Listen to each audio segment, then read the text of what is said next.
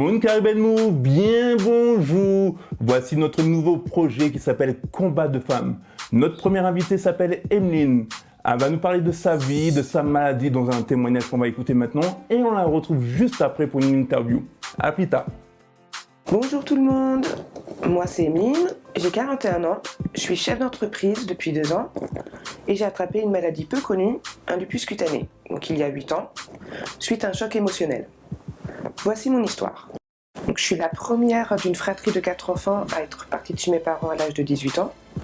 J'ai commencé tout de suite à être très vite indépendante.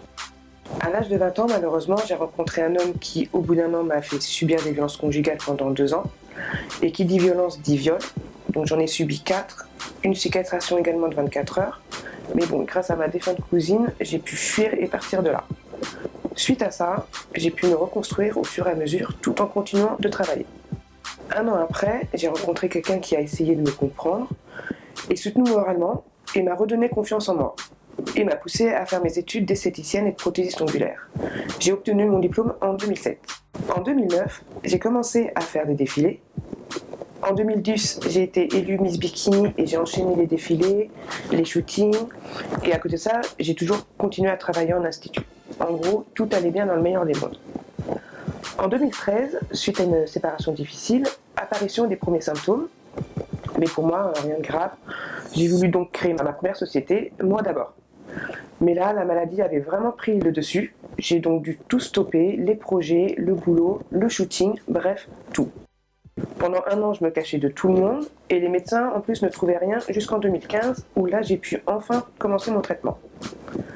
J'ai retrouvé par la suite du boulot en institut, le dernier j'y suis restée 4 ans et comme la maladie était en rémission, en janvier 2020, je me suis mise à mon compte et créé ma société Aime-toi, qui depuis 2 ans fonctionne très bien malgré les conditions actuelles.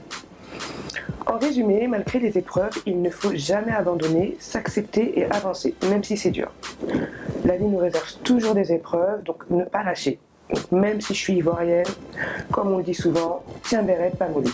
Voilà, en espérant que ce témoignage puisse aider beaucoup et maximum de personnes. À bientôt. Emeline, merci beaucoup pour ce témoignage. Mais de rien. Et merci d'inaugurer ce nouveau projet de Caribbean Move qui s'appelle Combat de femmes. Merci à vous. On va donc parler de ton combat en tant que femme et en tant que maladie que tu as, le lupus. Je voudrais revenir sur ta maladie. On voit ce que tu as, c'est flagrant. C'est visible. Mais ma première question serait, mis à part ce qu'on voit, est-ce que ça te fait souffrir autrement? Par exemple, souffrir à l'intérieur? Pas du tout. Moi, les douleurs, vu que c'est un lupus cutané, sont extérieures. Donc certes, avant le traitement, j'avais sensation de brûlure, vraiment sensation de brûlure. À partir du moment où j'ai été soignée, ça reste sensible, mais ça va. Par contre, il y a d'autres formes de lupus. Moi, j'ai le cutané, donc c'est le moins grave, mais le plus impressionnant, et il n'y en a que 10% dans le monde qui l'ont. Et moi, j'ai le métissage, donc j'ai le lupus blanc et le lupus black aussi. Parce que tu es métissée, donc. C'est ça, mon papa est ivoirien, ma maman est française. D'accord. Après, il y en a 2 autres formes. Et ça, on les a dès petits, malheureusement. Ça touche les organes et les articulations. Et là, pour le coup, c'est vraiment douloureux et on peut en mourir, malheureusement. Mais donc, toi, tu me dis que toi, tu ne peux pas en mourir? Alors, si c'est pas soigné, je peux en mourir parce que ça va s'aggraver systématiquement. Mais tant que je reste dans ma continuité de traitement, ça devrait aller. D'accord. Oui, justement, dans le témoignage, tu nous disais que ça a été détecté en 2013, mais que qu'on a trouvé le traitement pourtant en 2015. Oui, parce qu'en fait, au début, comment ça apparaît, le lupus, c'est comme des petits boutons, des formes d'eczéma. Et après, ça s'aggrave, ça s'aggrave, ça s'aggrave. Et les médecins ne trouvaient pas. On me demandait... Même un médecin qui m'a demandé ce que j'avais. Alors que tu venais pour ça, quoi. Voilà, c'est lui qui a fait des études. Et c'est un dermatologue marocain qui est proche de la retraite qui a trouvé tout de suite que c'était un lupus. M'a fait un traitement sous forme de crème d'abord. Et après, avec le comprimé que toutes les personnes qui ont un lupus prennent, c'est le Plaquenil. D'accord. Voilà. Mais sur cette période de 2 ans, entre 2013 et 2015, quels symptômes tu avais pour... Brûlure. Brûlure, ça a explosé vraiment, en fait, quand j'ai perdu mes cheveux. Parce qu'à l'époque, j'avais des tresses, donc j'ai enlevé les tresses. Et en même temps, j'ai tout perdu mes cheveux. En une nuit, tout a explosé en fait, les plaques. Parce que plus de cheveux, c'est la féminité, donc, et ça a explosé. Du coup, vraiment sensation de brûlure de la tête jusqu'au haut du corps. Donc, Et pas de vêtements toute la journée. comment tu le vivais Douloureusement, j'avais même pas quoi me mettre sur le corps en fait. Enfin, de la crème, mais... Par exemple, si tu mettais des vêtements, tout ça... Non, je pouvais pas. Même pour me coucher sur un oreiller, je mettais une serviette parce que les oreilles elles étaient brûlées. C'était vraiment... même les douches, c'était compliqué. À ce point? Ouais, les douches, c'était froide déjà, sauf que moi je suis très frileuse, donc le froid c'était compliqué. Donc, et après, il fallait passer de la crème. Donc la crème sur des brûlures, c'est dur. Même l'eau froide te brûlait, en fait. Ouais, c'est ça. Donc n'imaginons même pas l'eau chaude. Ah non, je ne pouvais pas. J'ai dû prendre l'eau chaude. Ma première douche d'eau chaude, j'ai dû la prendre. J'ai commencé le traitement en 2015. Allez, début 2016, mi-16, j'ai dû prendre une douche chaude. J'étais comme ça. Donc, si je résume bien, entre 2013 et 2016, tu ne pouvais pas prendre de douche normale, on va dire. Je me nettoyais comme je pouvais, mais pas de douche normale. Comme on dit, les toilettes de chat. Ok. Revenons sur ce que nous voyons de ta maladie. C'est, si on peut employer le mot, cette défiguration. Ah bah oui.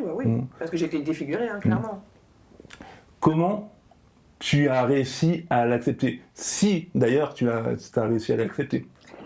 Alors, j'ai réussi à l'accepter, mais pas totalement non plus.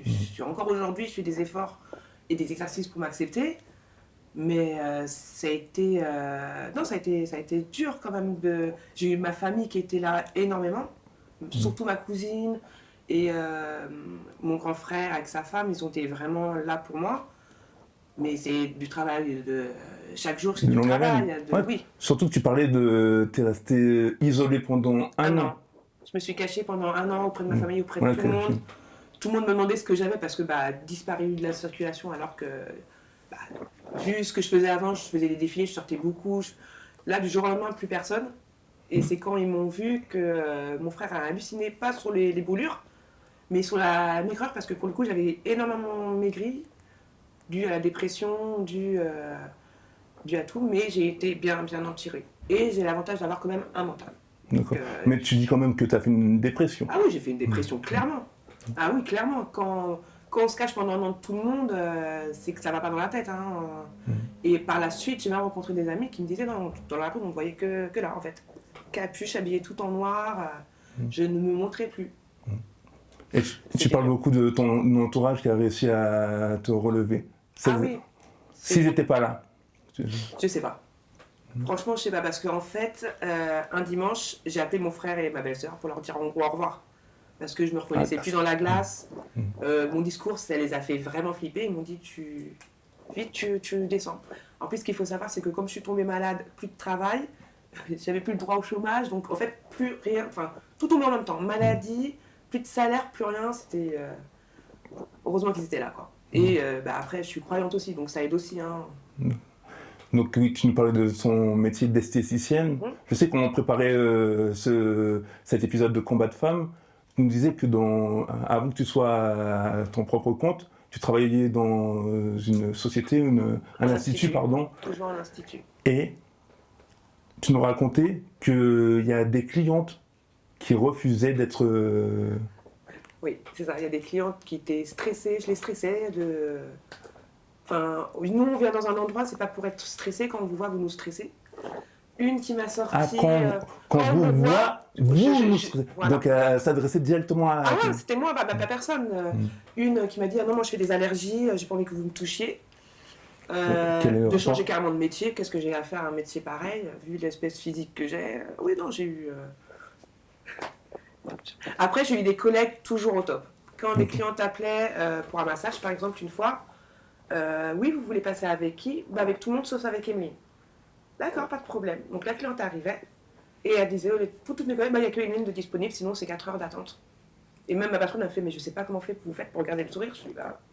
Ils sont pas intelligents, donc je vais pas me rabaisser à leurs bêtises en fait. C'était ma question, comment tu fais pour garder le sourire et rester là quoi. En fait, de caractère, je suis toujours... En fait, moi, mon papa, il m'a toujours dit quand j'étais petite, quand ça va pas, ça va. Faut pas montrer aux gens que ça va pas en fait. Parce que c'est si tu montres aux gens que ça va pas, ils vont t'attaquer, malheureusement, c'est... Donc non, ça va. Ne vous inquiétez pas, ça va. Et puis j'aime pas la pitié, en fait. Ah, la pauvre, machin. Non, si moi je le prends bien, enfin, même si même si je montre que je le prends bien et que je l'ai pas accepté non plus à 100%, non, à partir du moment où moi je souris et tout, vous avez pas... Enfin, je vois pas où est le problème, en fait. Mais voilà, il y a ce sourire que tu as toujours. Mais justement, Emeline, revenons sur tout ce que tu nous as raconté dans tes témoignages. Ce parcours de vie qui a été quand même assez compliqué, on peut le dire. Oui. Tu nous parles de violence conjugale, de viol. Oui. Après, tu réussis à remonter la pente, à faire ce que tu veux. Tu as cette maladie, le lupus, qui arrive. Comment, je pose la question directement. Comment tu fais pour avoir toujours cette force de croire à la vie? Bah,